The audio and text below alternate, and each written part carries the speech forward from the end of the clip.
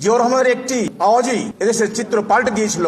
1971 সালের 1 মার্চ থেকে যখন অসহযোগ আন্দোলন শুরু হলো, সারা দেশ জুড়ে অসহযোগ আন্দোলন চলছে। পাকিস্তান থেকে ভুট্টো সাহেব এসেছেন, আলোচনা চলছে, বলছে সফল আলোচনা হচ্ছে। যদি সফল আলোচনায় হয় তাহলে 25 মার্চ ওই হায়নার দল কেন আমাদের উপর ঝাঁপিয়ে পড়েছিল? কেন জিয়াউর রহমানকে সেদিন বলতে হয়েছিল উই রিভল্ট? তার এই আওয়াজের মধ্য দিয়ে সমগ্র জাতি একটি দিক নির্দেশনা পেয়েছিল। আর তৎকালীন সেই নেতা, এখন শোনা যায় উনি পাকিস্তানের কারাগারে নয়, রাজপ্রাসাদে জামাই আদরে ছিলেন। গণতন্ত্র হত্যা করেছিলেন। জিয়াউর রহমান বহুদলীয় গণতন্ত্র চালু করেছিলেন। স্বৈরশাসক এরশাদ গণতন্ত্র হত্যা করেছিলেন এবং খালেদা জিয়া বহুদলীয় রাজনীতি প্রতিষ্ঠিত করেছেন। 24 সালে এসে আমরা আবার কি দেখলাম? সেই পরিবার থেকে এদেশের আশা ভরসার কেন্দ্রবিন্দু আগামী রাষ্ট্রনায়ক তারেক রহমান আমাদেরকে উৎসাহ জুগিয়েছেন।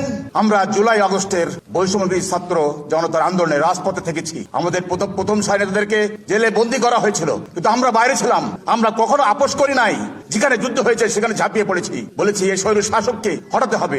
স্বৈর শাসক হটেছে ঠিকই, কিন্তু এখনো কিন্তু ষড়যন্ত্র চলছে। এই গণতন্ত্রের গলাটি হত্যা করার জন্য একটি চক্র কিন্তু মাঠে নেমেছে, মিথ্যা কথা বলে বেড়াচ্ছে, সর্বত্র একটি বিশৃঙ্খলা সৃষ্টি করে ক্রেডিট তার নিজের পকেট নেওয়ার চেষ্টা করছে। সাংঘাতিকভাবে সক্রিয় তারা। তাদেরকে প্রতিহত করতে না পারলে হয়তো গণতন্ত্র আবার মুখ থুবড়ে পড়তে পারে। মাত্র 2 লাখ টাকায় জমির মালিকানা সহ ফ্ল্যাট ঢাকার পাশেই টঙ্গীতে প্রবাসী সিটি বনমালা প্রজেক্টে আপনি নিতে পারবেন এই লোভনীয় সুযোগ। সুন্দর মনোরম প্রাকৃতিক পরিবেশে আপনার স্থায়ী ঠিকানার জন্য আজই আমাদের টঙ্গী বনমালায় প্রবাসী সিটির একটি ল্যান্ড শেয়ার বুকিং করুন। সম্মানিত প্রবাসীদের জন্য প্রতি বুকিং 5% পর্যন্ত মূল্য ছাড়। বিস্তারিত জানতে যোগাযোগ করুন প্রবাসী সিটি অফিস, জমজম টাওয়ার, 2য় তলা, খরতৈল 27, টঙ্গী, গাজীপুর।